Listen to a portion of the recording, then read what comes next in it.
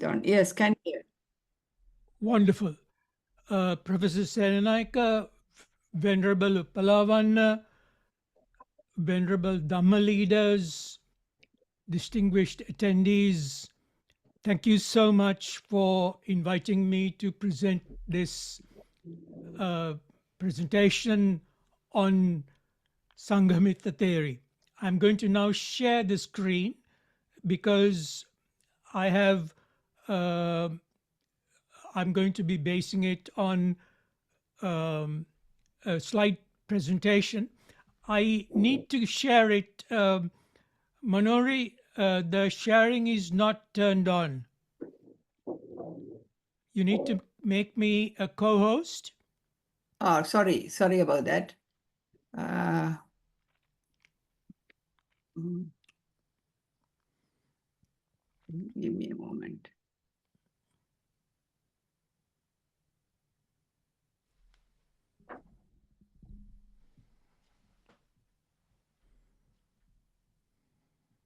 You are now co-host, is that right? Ah, brilliant. Thank you. Wonderful.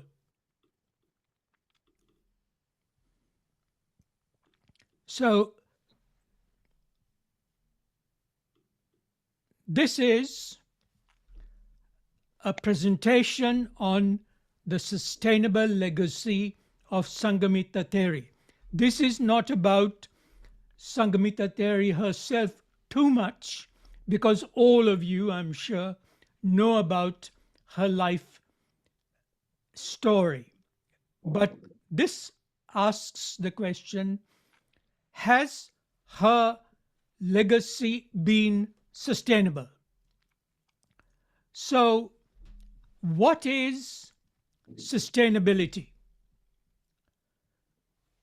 The United Nations Environment Programme defines sustainable development as development that meets the needs of the present without jeopardizing the ability of future generations to meet theirs.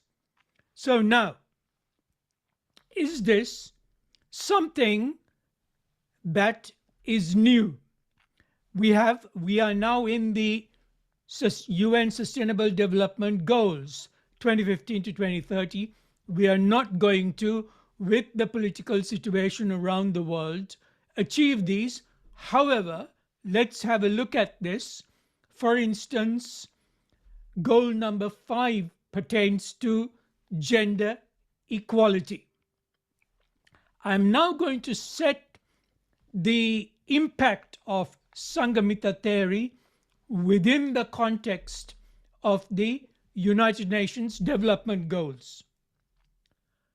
Now, we often wonder when representatives of World Bank and the International Monetary Fund come and talk to us about sustainability, we often look at them with wonder to say, my goodness, what are these discussions about? But some 2,500 years ago, the Buddha talked about sustainability, the interconnectedness of phenomena. So here's the framework of the sustainable framework of the Buddha. Very simple. In the Anguttara Nikaya, or the numbered discourses 37, talks about Digarattang Hitaya Sukhaya, lasting welfare and happiness, a very long time ago.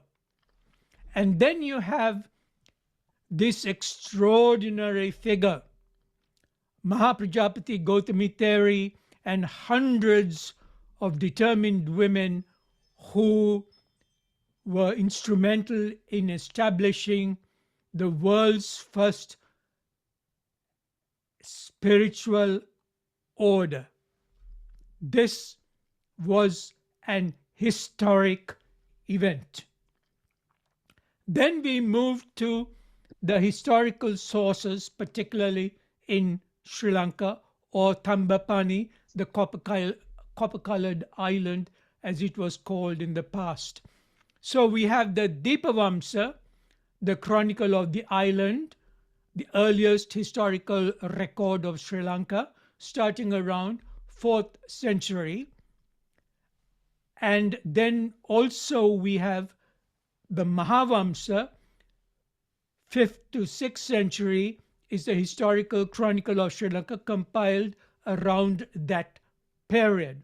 So I'm now going to draw on these two sources. However, I need to also point out that the Bahira Nidana, composed by the 5th century scholar Buddhaghosa, is the historical prologue to this commentary on the Vinaya Pitaka, also supplements the various descriptions, narratives in the Deepavamsa and the Mahavamsa.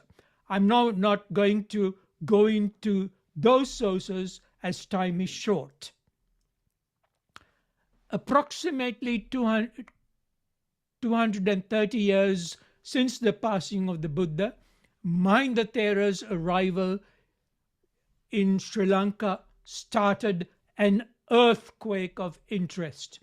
So you need to consider the verses 14 and 15 of chapter 13 in the Deepavamsa, entitled Earthquakes. Mahinda Thera's arrival in Sri Lanka initiated earthquakes of thinking and living. And this was not only among the men. There were large numbers of women, as it is said in the Deepavamsa. I'm not going to go into the Pali text as time is short, but I'm going to stick to the English translations. Now, at that time, there was a great gathering in the beautiful Nandana gardens, consisting of householders' wives, young women, noble daughters, and women from respected families. And take note of this: having assembled together, they came to see the Thera, that is the senior monk, while conversing joyfully with them, the evening time arrived. So these discussions would have gone right into the night. Look at the demand that was created, led by women at that time. And here is Mahinda Thera, flanked by Sumana Thera, in the Nandana gardens in Sri Lanka, where his discourses were attended by a vast number of women in Tambapani or Sri Lanka. And so in Mahavamsa, this initiative or this wide interest among women was reflected by none other than Anula Devi, the king's sister-in-law, and accompanied by a large number of women from the royal household, expressed the desire for ordination. Now, she didn't go and request, may I have the permission to join the order from King Devanampiyatissa. This was a fait accompli. She went and said, we are going to ordain. This was more or less a demand from the king. Can you imagine this? We are going to ordain. Please set the processes in motion for us to do so. So Devanampiyatissa would have turned to Mahinda Thera. Mahinda Thera said, I can't do this. And then he said, they have said, you will have to send for my sister Sangamitta Theri to come and do the ordination according to the rules set out in the Vinaya. And then there was, when you read between the lines, like a cabinet meeting of the king and his counselors, and then the task was assigned to Arita, the chief minister. This is like what is happening in cabinet sessions now. So Arita took this extraordinary task. He would have said, yes, I will do it. But Arita also said, yes, but if I go and if my mission is successful, I need to have your permission to ordain. Having heard what the queen said, the king addressed the Thera. Queen Anula believes in the Buddha, the Dhamma, and the fraternity. She confesses the true doctrine. So, as it is verified in the Mahavamsa chapter 18 as well, she then moved to another nunnery that was prepared for her and her followers. The Mahavamsa says she donned in yellow robes. The Dipavamsa does not address this matter, but however, they were getting prepared. So here is Anula Devi and some representatives, strong representatives from the royal household of King Devanampiyatissa, going and requesting and asking Devanampiyatissa to set the wheels in motion for them to ordain. We now move into in the sustainable legacy of Sangamitta Theri to Dhammic diplomacy. And here we have the extraordinary statecraft of Prince Arita. Here is Prince Arita appearing in front of Emperor Asoka and requesting that his daughter is given the permission to go to Tambapani to ordain. I get a sense when I read between the lines that initially it is possible that Emperor Asoka may have been reluctant at first, as he had already sent Mahinda Thera along with Sumana. However, I get the feeling that Chief Minister Arita switched tracks when he sensed this might be the case. So he directly approached Sangamitta Theri as it is stated in the chronicles. Now, this led Sangamitta Theri to take the matters to her own hand, and she went directly to Emperor Asoka and said, "My brother's word has importance for me, king. Together with the request of the great queen and the 1,000 women. Further, I suppose this is not just my brother's word, and many more are waiting for the going forth, which I also desire to give, great king, and so I must go." There was no can I have permission to go or whatever. I must go. So then Emperor Asoka said, "If you desire to go, take a branch of the supreme Bodhi tree and go, noble sister. You must see your brother in Sri Lanka." So you really need to take note that this was a royal assent. The request for the establishment or for the ordination of women in Tambapani in Sri Lanka was a royal request from Devanampia Tissa. So in the farewell process, look at how Sangamitta was sent to Sri Lanka, accompanied by a fourfold great army. The disciple of the Bhikkhuni Sangha departed across the great ocean, carrying the supreme Bodhi tree. It was a royal diplomatic send-off. It was not an ordinary event. So this process of Dhammic diplomacy is within the framework of this 9 Buddhist missions initiated by Samrat Asoka, spearheaded and masterminded by Moggaliputta Tissa Thera.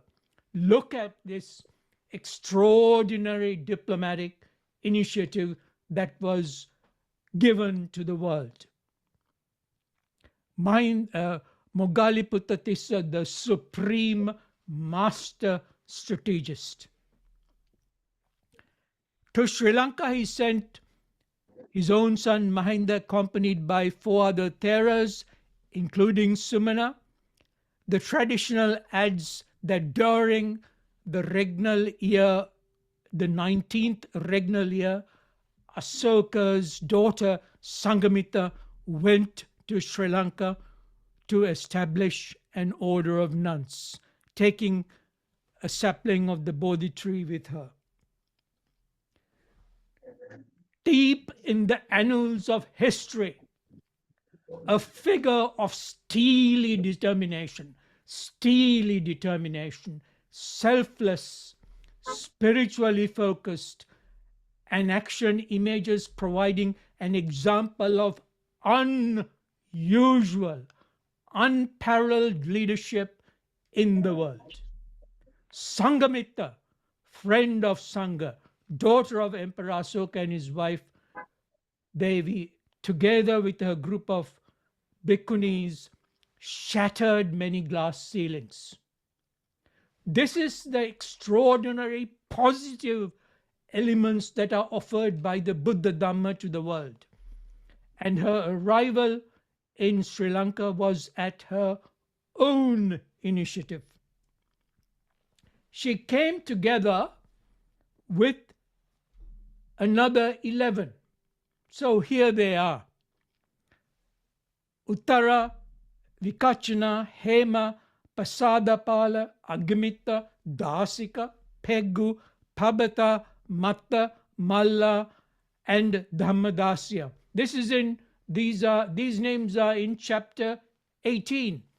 And I cannot for the life of me understand why these extraordinary path-breaking initiatives are not discussed much in the world today.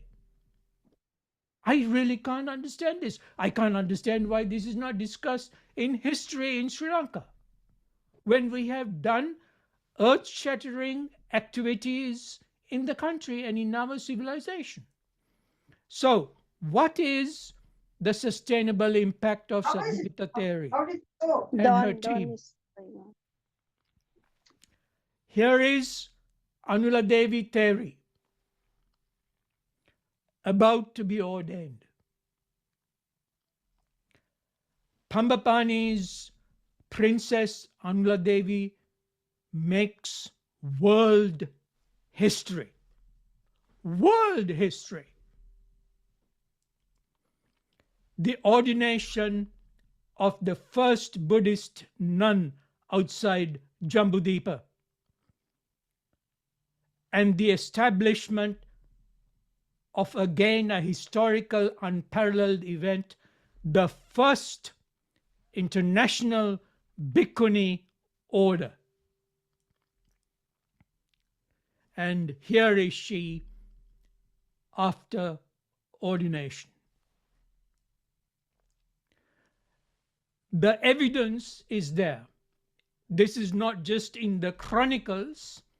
The evidence is rock solid, and I will demonstrate to you that fact. Here is her Scythia, which was recently discovered by the archaeological department, or rather discovered by this great archaeologist, Dr. Paranavittana.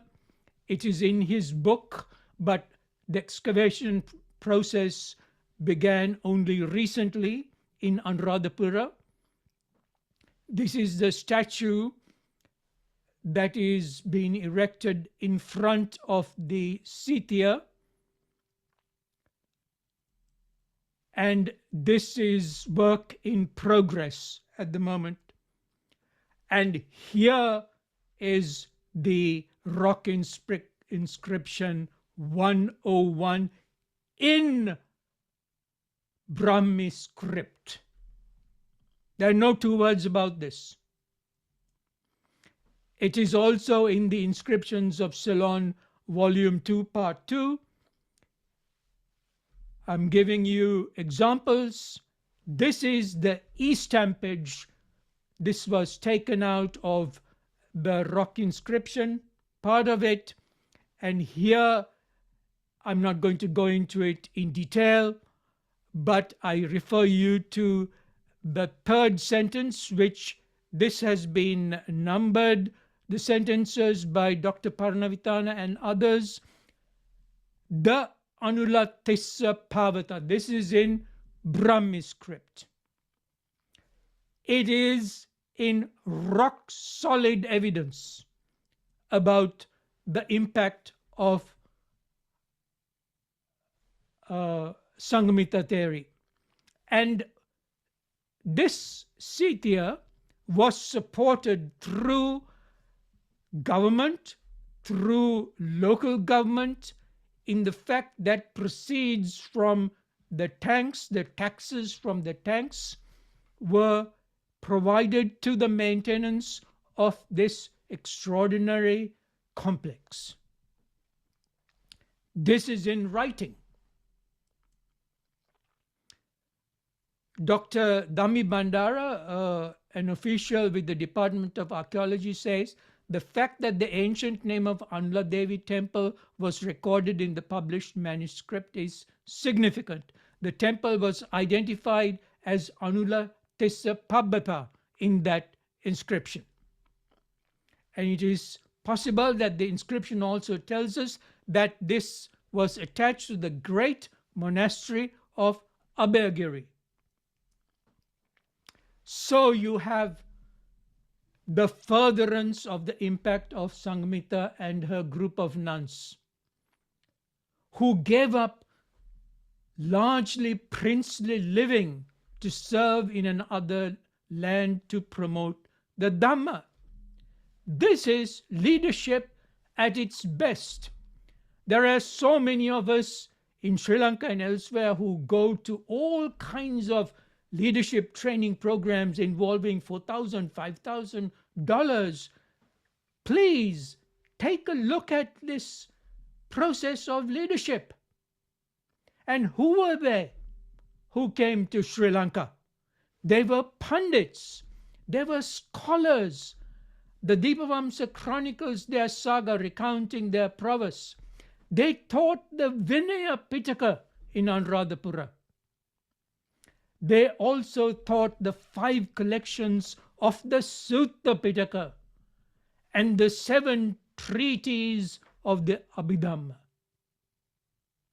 These were Dhara Bhikkhunis, young Bhikkhunis.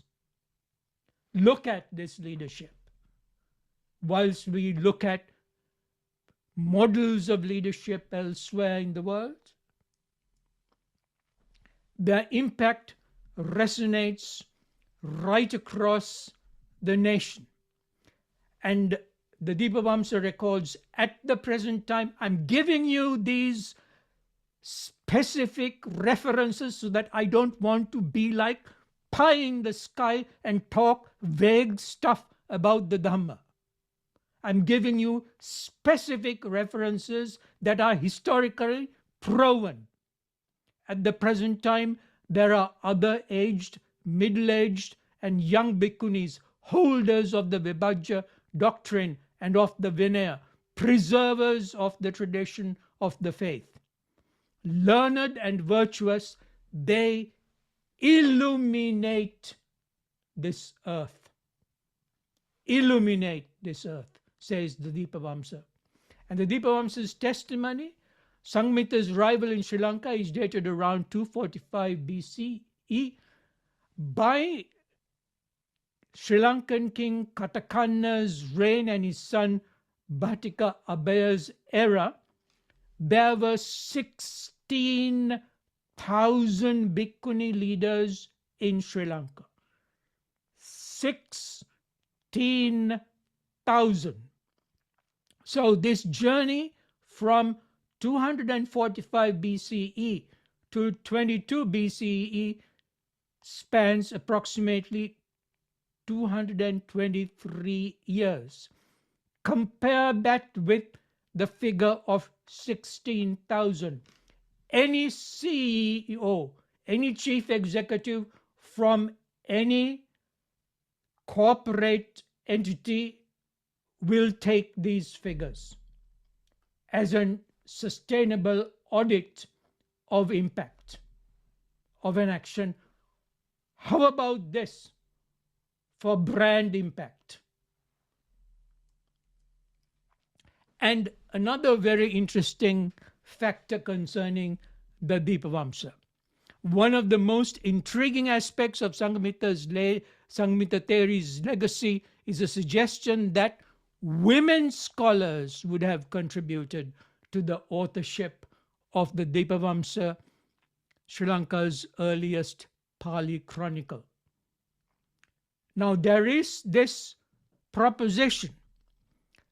Ambassador Gunapala Malanasekara, I'm sure you know this name, a former Vice Chancellor of the University of Colombo, in his book The Pali Literature of Ceylon, cites a British colonial official, a civil servant, as being the first to suggest that some of the chapters concerning the authorship may have been due to women scholars.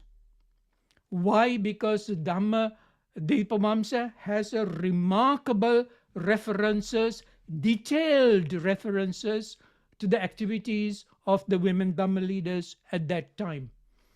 Now, listen to what Ambassador Malalasekara says in his book. This suggestion about the authorship of the Dipavamsa is very ingenious and deserves careful consideration. I am not aware of it having been published anywhere yet, and hence I have quoted in full. So it is a very interesting area for those who are fascinated by gender equality to take a look at this extraordinary possibility.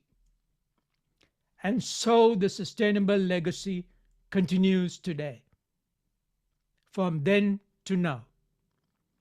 And here we have the first Bhikkhuni training center in Dekanduala, one of my favorite places, which was established in Sri Lanka in 1996, received Pirivena status during 2018. There are 13 Bhikkhuni training Pirivena centers in the country. And here is Venerable Dhammashanti, director of the Bhikkhuni Training Center, who says, "My vision is to see ordained Bhikkhunis well versed in the Dhamma, in the Buddha Dhamma, leading and serving society." And here they are going around to various remote corners of the areas where they are to provide service to the community. never before in human history has there been a character, and probably still is not there, who has had a remarkable ethical impact on populations and people throughout the world. This is Sangamitta Theri, who embodies bringing in the sapling of the Bodhi tree, symbolizing the interconnectedness between people and the environment. And at a time when we have geopolitical dire situations across the world, her extraordinary example is a very interesting, positive, inspiring, constructive example of the fact that one person, through one's transformation, can impact the world. Venerable Dhamma leaders, distinguished attendees, I present to you this remarkable case study. Thank you so much for listening to me.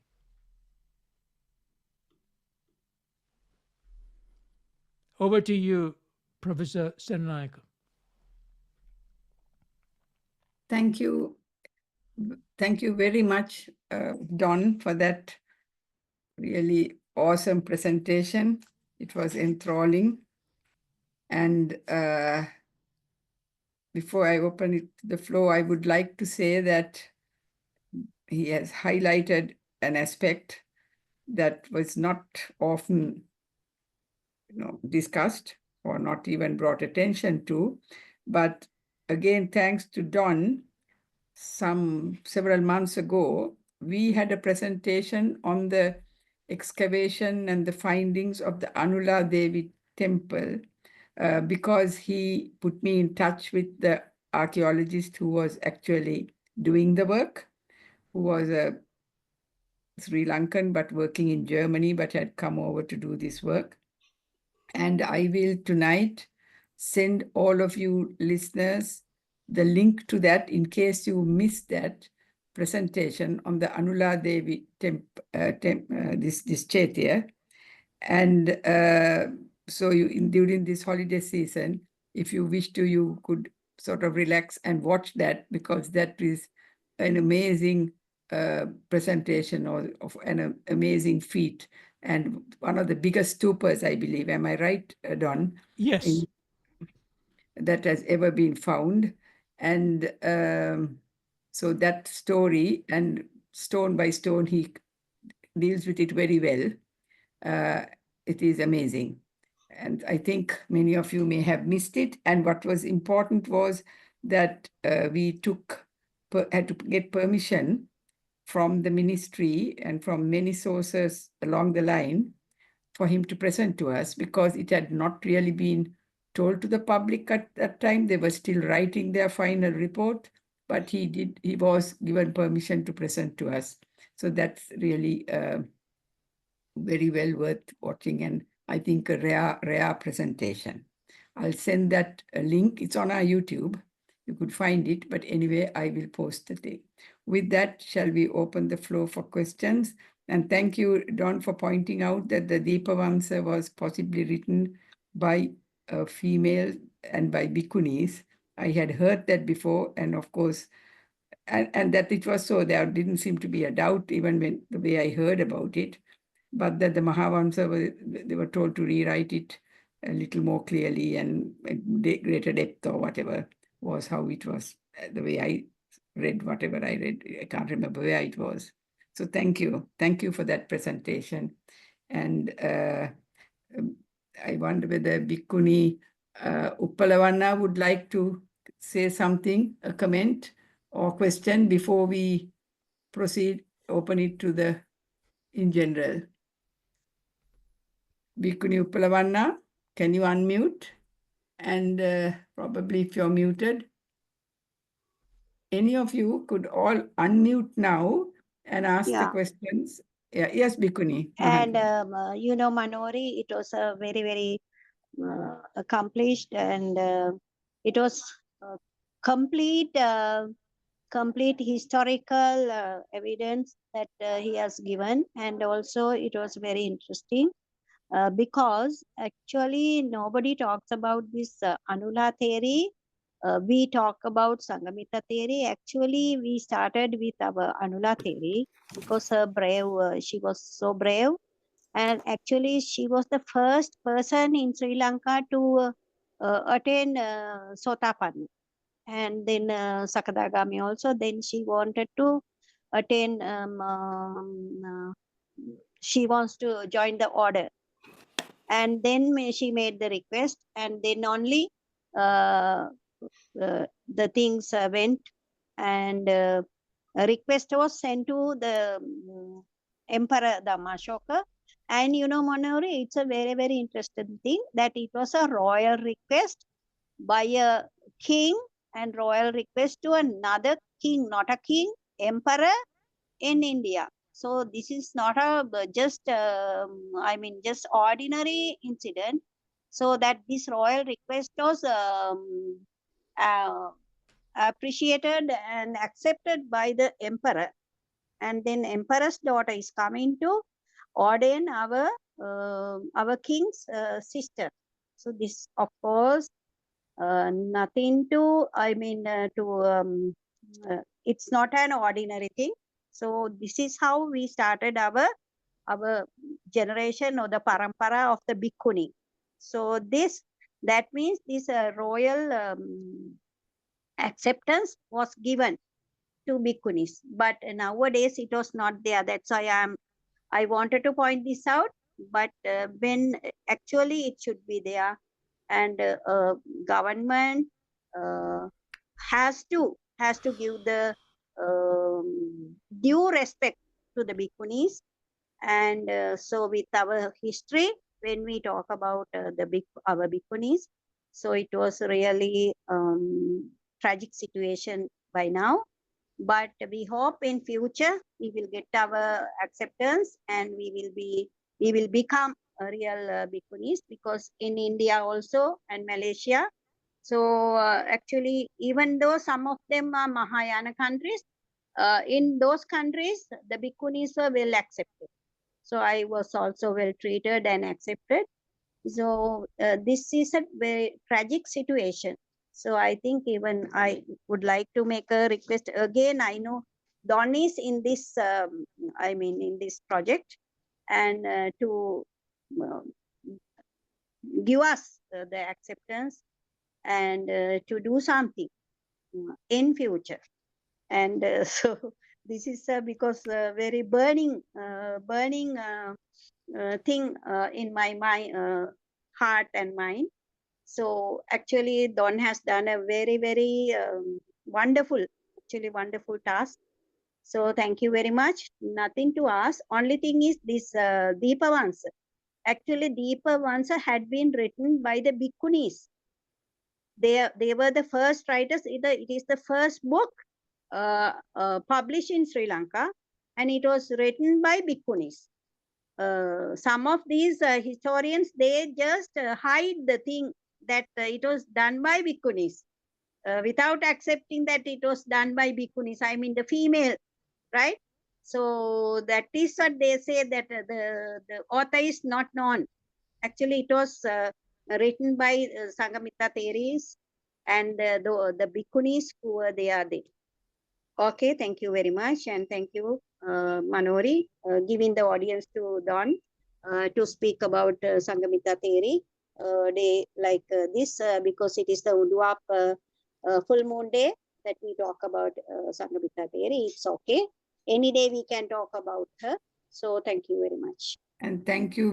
I just like to tell our Dhamma friends that Bhikkhuni made her presentation against a lot of odds. Even her phone she didn't have something happened, and she has gone to a friend's and used that friend's mobile phone and made it. So we thank the friend Mallika Karunaratne as well.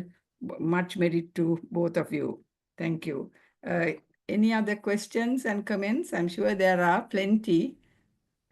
That was a big eye-opener, that presentation.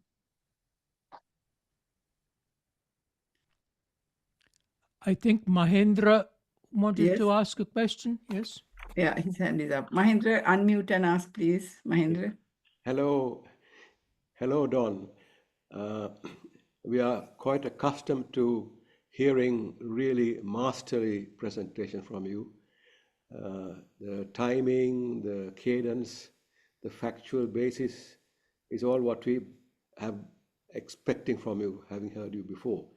I have two questions. Firstly, you were very kind and precise in quoting where some things came from. You said, "This is not my, I'm not inventing this. Here it is. This is a reference." One of the problems I have with reading Buddhist literature is that there seem to be 100 views when you read 100 articles, and it's very difficult to know what is it that the Buddha said. Sadly, I haven't met any enlightened people who could tell me, "Look, I have seen it all. Let me tell you what it is." I haven't met anybody yet. So I was wondering how you how do you get over this conjecture? Because there are very erudite scholars who give very different interpretations of basic Buddhist ideas. That's the one. Second question is, I'm curious, did you use AI to generate those lovely images? Okay. Yes, the answer to the second question is yes. Artificial intelligence is something, AI is something which I really enjoy as a Buddhist, particularly because when you read the Tripitaka and when you read the Buddhist texts and the chronicles, you know, when you go in and read between the lines, and when you read the Tripitaka, when you read the descriptions of the Buddha, these really are very imageful. And so through AI, when you input these descriptions into AI, the Tripitaka comes alive. In my case. So I spend a lot of time through artificial intelligence. And also the interesting thing is, thanks to Venerable Ananda and all the others who are involved with the Tripitaka, I mean, for instance, the way they present it, Evang Me Sutta, and then talks about the squirrel sanctuary or the Gagra lotus pond. Can you think of the opening lines? They are very picturesque. That the Buddha talked next to the lotus pond, or the Buddha talked in this temple or that temple, or the Buddha went and traversed through certain green lands and so on. So you need to, and then the Buddha slept under or gave a discourse under a tree, like for instance the Bodhi tree or the banyan tree. So these are things which are really extraordinarily picturesque.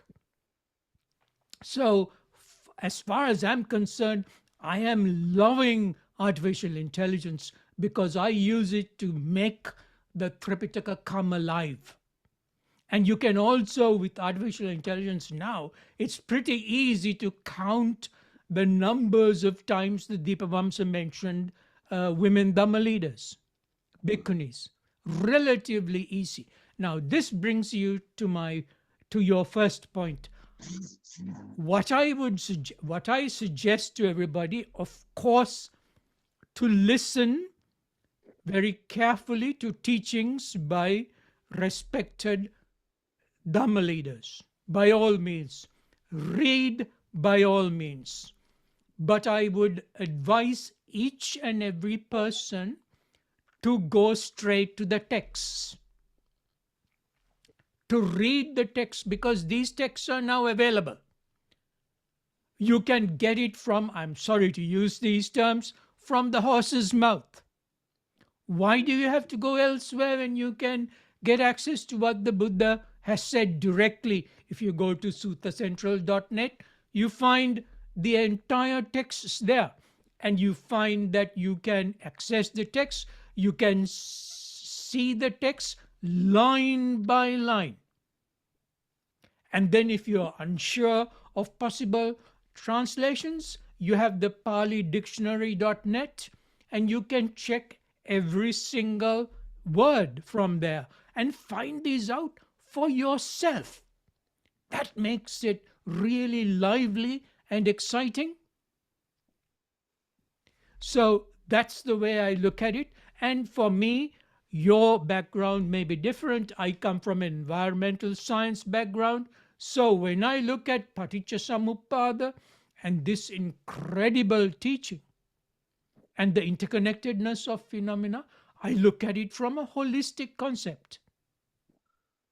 And when I look at the sustainable legacy of Sangamitta Theri, coming from an environmental science background, I look at her legacy from a very different perspective. So I would urge everyone, but in order to get the best in Buddhism, you have to investigate yourself. It is then that the essence of the truth seeps in. You have to imbibe yourself and to be immersed in the text. Samadhi. So you're citing the Kalama Sutta. Not just the Kalama Sutta. Yeah. The Buddha on several, I mean, if you look at Ehipassiko, it is come and see. Yeah. So. Very simple, 2 words, come and see. It is not come and believe. It is not come and follow some faith or the others. It is come and see, come and experiment. So when I read the sutta, I, in my mind, look at it from all different angles. I look at the Buddha Dhamma from every single possible angle. And it comes up right at the top. From a science perspective, from a sustainable perspective, from a transformational perspective, from a motivational perspective, from serving the society, from a geopolitical perspective, from war and conflict, from economics, from social issues, from dealing with the disadvantaged across the world, the liberation of women. It is there in the Buddha's teaching, in the teachings of the Buddha Dhamma. Every single aspect imaginable. Thank you very much. I would like to add to what Don said. I don't know whether he knowingly or he started with the Sustainable Development Goals, that lovely, amazing slide he put, with the numbers and everything. But I wonder whether you have all heard that today, December 21st, has been declared by the United Nations as the World Meditation Day. And I know that you could sort of say, well, every day is a meditation day, should be. But it is something to rejoice and celebrate in a way, because it's given global recognition of the value of meditation. Mindfulness. They called it actually Global Meditation Day. Yes, mindfulness. And the background to that is that at the last 79th UN General Assembly, there was this resolution introduced by a group of more than 70 countries had co-sponsored it. Probably India, we don't know who presented it. It's not clear. I haven't found out. But certainly not Sri Lanka, because if not, we would have heard in India presented it, Manori. Right, thank you. India presented it to the General Assembly, yeah. And the one of the main things is that the way the resolution says that everyone has a right to enjoy the highest attainable state of physical and mental health, and therefore this importance, the value of meditation. And they reaffirm, and then immediately after reaffirming two of the SDGs, which is for mental health and well-being and peace and unity, that meditation can. So today is the day.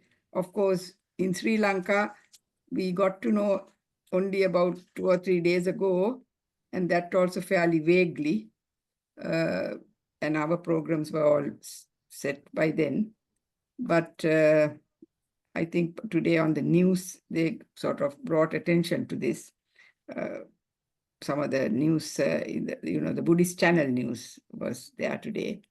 But so there it is, December 21st, World Meditation Day.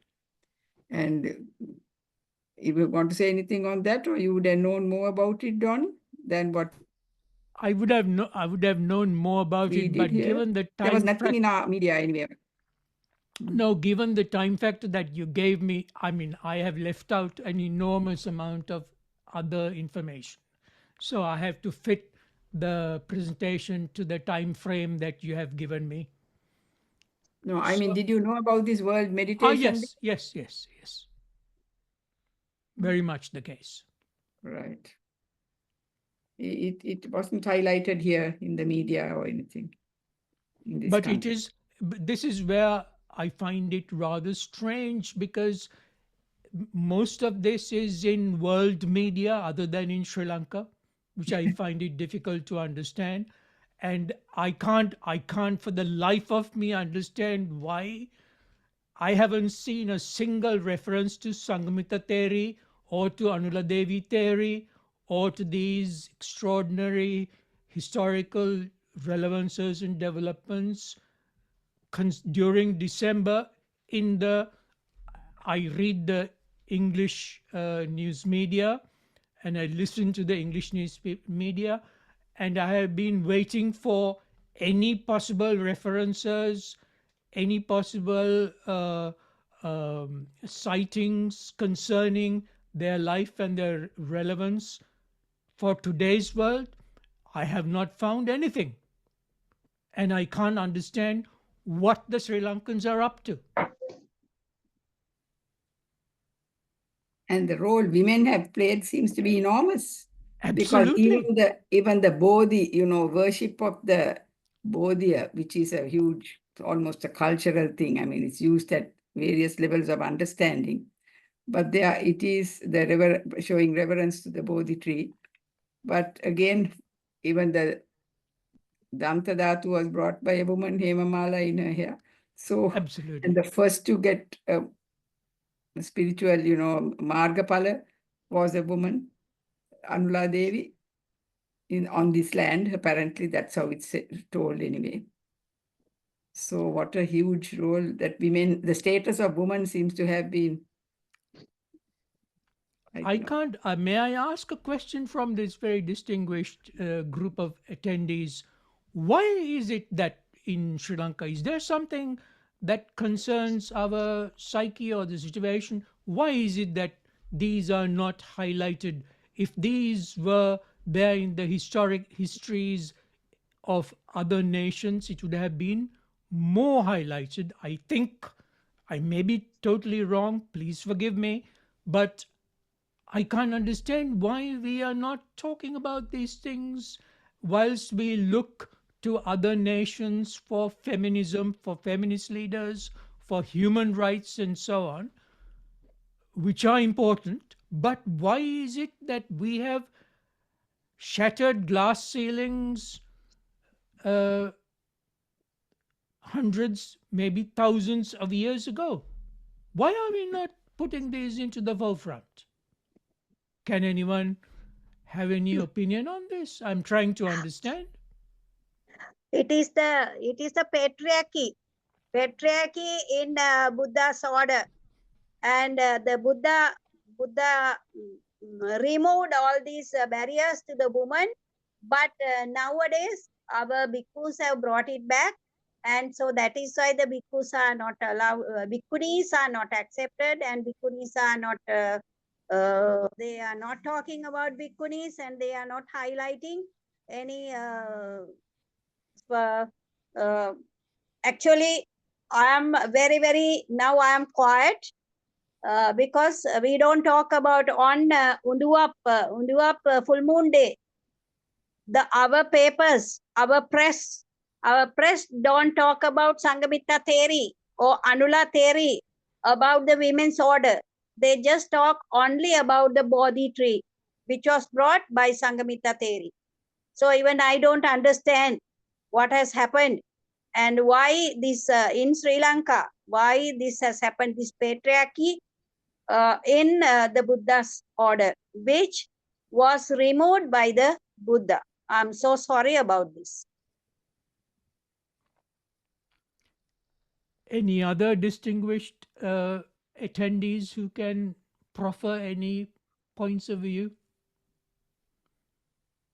In our Buddhist history in this country, there was a time when there was a huge Hindu influence, and Ganain Nam says, and I don't know much about it, but until they brought it back from Upali Mahatero came at that point, there was a, so that again, that male dominance came back at that point, I think. What I would like to suggest is, yes, Ambassador Vijayasekara, please. Sorry. Actually, this male dominance is not only found in Sri Lanka, but also in Thailand, where the Bhikkhuni order is really not accepted. And on account of the Thai tradition, even in Amaravati, which is in the UK, the nuns there are not considered to be bhikkhunis. They are considered to be siladaras. So that is because of the influence of the Thai government, which again is being sort of dictated to by the preponderance of the male monks who are really calling the shots. And in Sri Lanka, as Bhikkhuni quite rightly pointed out, all these Mahanayakas and people like that, they, I think, are petrified that if bhikkhunis are given a place, that the bhikkhunis will simply outshine them. And we can see from Don's presentation today how the Sri Lankan women, came forward and were brave in what they did and stood up for what they required. Fortunately, during that time, because Queen Anula was of royal, she was a royal, she was able to carry through these things. Unfortunately, we don't have very high so-called high-ranking women who have become bhikkhunis. So I think it's high time in Sri Lanka that the women spoke up, and that we really revive the predominance, I would say, of the Bhikkhuni order. Thank you so much, Ambassador. Vijayasekara, your comments raise some other issues. There is Venerable Arya Mangala, who is also raised. Okay. Namo Buddhaya, respect to the Bhikkhuni and also to all the speakers. Just following up from the previous speaker, I am actually training in Thailand. So yes, indeed, it is quite a complex situation. Having had some training in Malaysia, Indonesia, and in Australia, I've had experience in different cultures to understand what is going on with spiritual women who wish to have a voice and to participate in giving a sharing to the world, particularly in line with what you were speaking about the sustainability and our interconnectedness.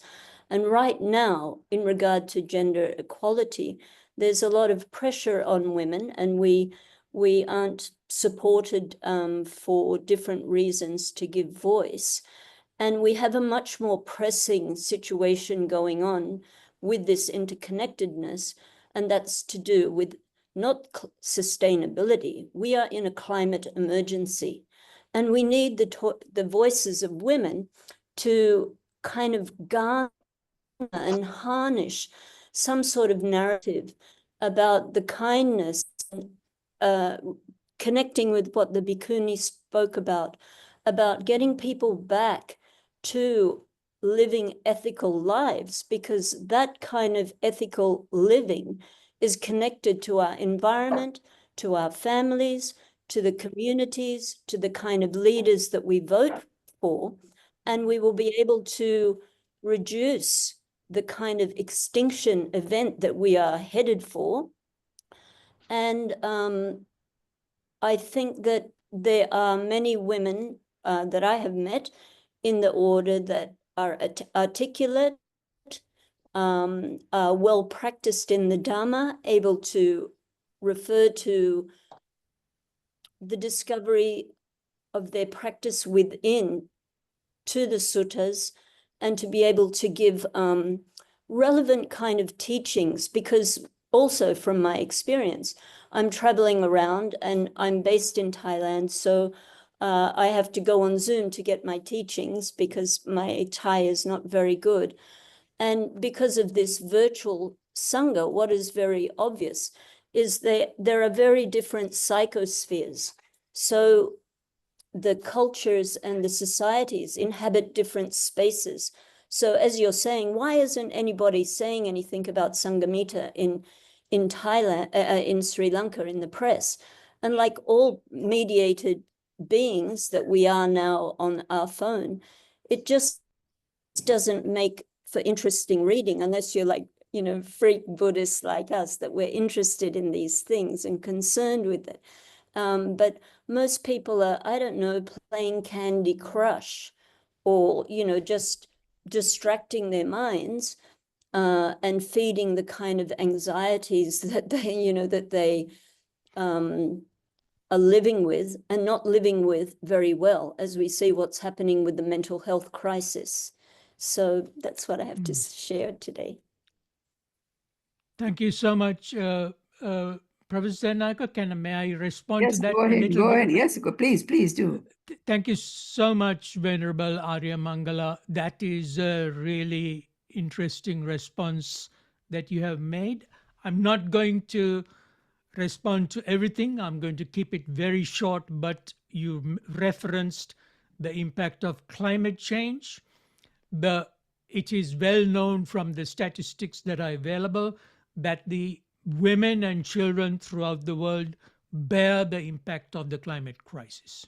This is fairly well known. I'm not going to go into it in detail, but I would like to just suggest to venerable, to Dhamma leaders and attendees here, that it would be great if you are representing organizations, institutions, to keep the momentum, because the experiences of the women leaders in the Tripitaka and after the time of the Buddha to Sangamitta and coming down to Anuladevi Theri, there are extraordinary examples of women and leadership, or just leadership, because these teachings and these experiences are very important for men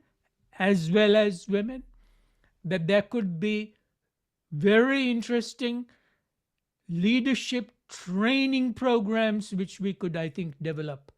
I would be very interested in touching base with any who would want to take this kind of training programs for the for the people, for the public forward. I'll leave that thought with you. Thank you very much. Thank you, Don. If there are no other questions, I think we have to now wind up. And may I ask Bhikkhuni, Venerable Uppalavanna, I can't see her on the, I think she's there to do the Anumodana and wind up the session. Bhikkhuni, Bhikkhuni Mahansa.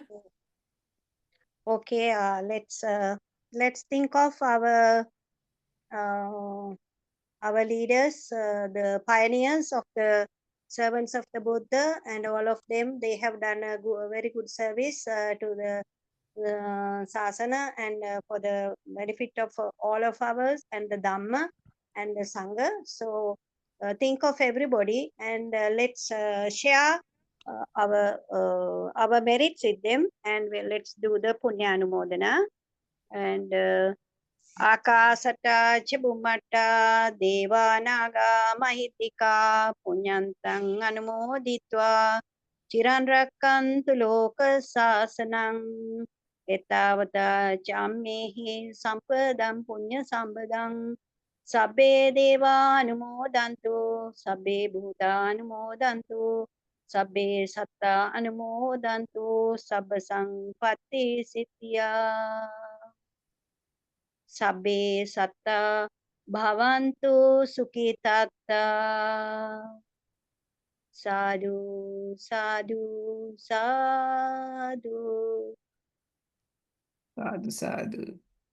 Much merit, Bhikkhuni Mahansa and Venerable Arya Mangala, and also Don. Thank you for all those who spoke today, actively participated, and for all the Dhamma attendees. Thank you very much. And we will then end this meeting. I think it was a very, very good session with both speakers doing marvelous work. Thank you very much, everybody. Dr. Thank you. Manuri, will you be Yes. posting that link? Yes, you I said will there was a post link. the link of the Anula Devi first, and then I will upload this maybe tonight or tomorrow. I'm going out to another bana and a dinner now, but I'll send you the link. Thank you. Will that Send be on everybody the YouTube, link. is it? Yes. Yeah. Thank Or you, email? Samantha. Oh, thank you, Doctor. Yeah, Thank you. yeah. Right. Thank you. Okay, bye. Bye. Bye.